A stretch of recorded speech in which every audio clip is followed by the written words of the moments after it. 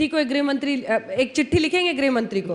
आप बिल्कुल आपके माध्यम से तो पहुंचाए रहे हैं बात, आप कहेंगे तो चिट्ठी भी भेज देंगे। हम मेरे कहने पे मेरी क्यों चिट्ठी लिखेंगे? को सुनता कौन है? अगर सुना होता उन्होंने तो मैं 100 चिट्ठियां और भेजता उन्हें।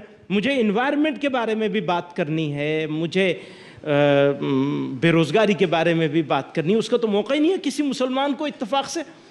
बस इसी का मौका रह गया कि वो हेट स्पीचेस के खिलाफ या हेट क्राइम के खिलाफ बोले या बस मुसलमान की बात करे। अच्छा, मुसलमान है तो मुसलमान की बात करे। पिछले महीने आपने जमीयत उलेमाए हिंद का एक कॉन्फ्रेंस किया था और बोला कि मौजूदा सरकार में नफरत, हेट क्राइम्स जिसको कहते हैं, नफरत वाला जो अपराध है वो बढ़ा है। ये उनका वर्किंग कमेटी थी जमीयत उलेमाए हिंद की, और वहां पर एक रेजोल्यूशन पास हुआ। हाँ।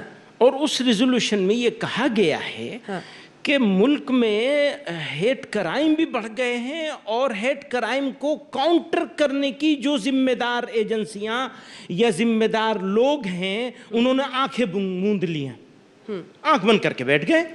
तो क्या ये सीधे सीधे मौजूदा सरकार के खिलाफ मुस्लिमों को वोट करने का आह्वान है? नो। फिर से पूछती हूँ। नो, वोट तो से क्या कोई, ये? इससे क्या मतलब?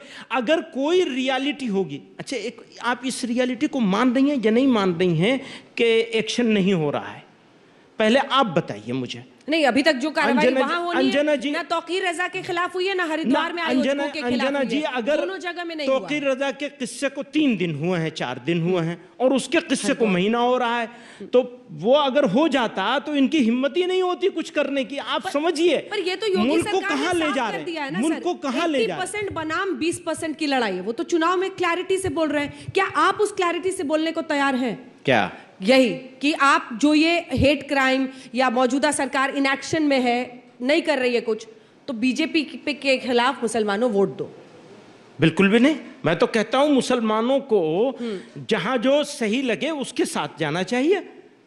ये क्या बात है कि बीजेपी के खिलाफ जाएंगे? क्यों जाएंगे बीजेपी के खिलाफ? अच्छा, और बीजेपी को भी मुसलमानों को लेने में क्यों परहेज है? आप दोनों नाव में पैर रख रहे हैं सर, कैसे होगा? एक तरफ आप कह रहे हैं कि उनके वक्त में घृणात्मक और तो नफरत उनको वाली ठीक करना है ना, घटनाएं हुई हैं, उनको ठीक करना है ना, खत्म थोड़ी करना है, ठीक करना है। हम उनको बता रहे हैं, सुझाव दे रहे हैं। अब आपका प्लेटफॉर्म जो इंडिया का सबसे बड़ा प्लेटफॉर्म है, उस पर बैठ करके भी उनको सुझाव दे रहे हैं कि भाई जो कमिटमेंट किया है उसको पूरा करें। बीजेपी के लिए वोट करो। नहीं, जो अगर मुसलमान को समझ में आता है तो उसको भी दे। ये क्यों कि बीजेपी तो कहती है कि हमने ट्रिपल तलाक जैसी कुरीति के खिलाफ इस देश में कानून लाया, हम पर विश्वास करो। एक बात है मोटी सी, बिल्कुल सीधी सी बात है, मुसलमान को कभी भी किसी एक पार्टी को हर हाल में हराने के लिए वोट नहीं देना चाहिए, ये तहैया नहीं करना चाहिए। हाँ, मैं तो हमेशा कहता हूं इस बात को, आज और जोर से कह रहा हूं, अब आपके सामने बैठ के कह रहा हूं कि हम एक पार्टी को हर हाल में हराएंगे। ये क्या बात है? ये अलग बात है। पर वोट बटेगा तो बीजेपी को फायदा होगा, तब तो आप बीजेपी का ही काम कर रहे हैं। हाँ, ये भी आप कह सकती हैं आराम से। मेरे दोस्त लोग यही बात कहते हैं कि तुम तो बीजेपी की सपोर्ट लो। मैं बीजेपी की सपोर्ट की बात नहीं कर रहा हूं, मैं एक मोटी सी बात कह रहा हूं। क्या है वो कोई मोटी बात? भी एक सोसाइटी का एक बड़ा पार्ट है। हाँ। मुसलमान इस मुल्क की सोसाइटी का एक अच्छा खासा पार्ट है। वो ये नियत कर ले कि इस पार्टी को हर हाल में हराना है, तो स्ट्रेटेजिकली ये गलत मूव है। क्यों? क्योंकि जिसको ये तय कर लेंगे उसको हराना है, तो उसको तो हमारी जरूरत वैसे ही नहीं रह गई। हाँ। और जिसको जिताना है उसको भी हमारी जरूरत नहीं रह गई। तो ये तो बिल्कुल गलत मूव है। कहीं आप ओवैसी जी के लिए तो नहीं बैटिंग कर रहे हैं? मैं सबकी बात कर रहा हूं। मैं तो ओवैसी जी का, किसके लिए कर रहे हैं भाई ओवैसी जी के लिए भी, अगर ओवैसी जी ने कहीं कोई अच्छा कैंडिडेट किया है, अच्छा परफॉर्म कर रहे हैं, तो उनको भी वोट दिया जा सकता है। वो एक अच्छे वक्ता भी हैं, अच्छे लीडर भी हैं, अच्छे लॉयर भी हैं, बैरिस्टर हैं।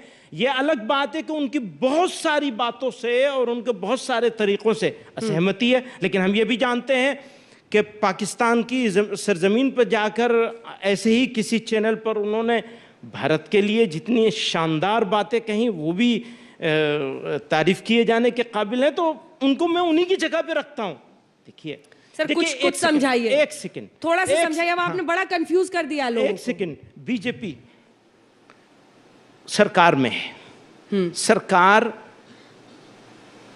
जो नफरत फैलाई जा रही है, देशद्रोह किया जा रहा है, सरकार उस देशद्रोह को राष्ट्र हित में राष्ट्रहित के खिलाफ काम करने वालों के लिए कोई कार्रवाई करने को तैयार नहीं है।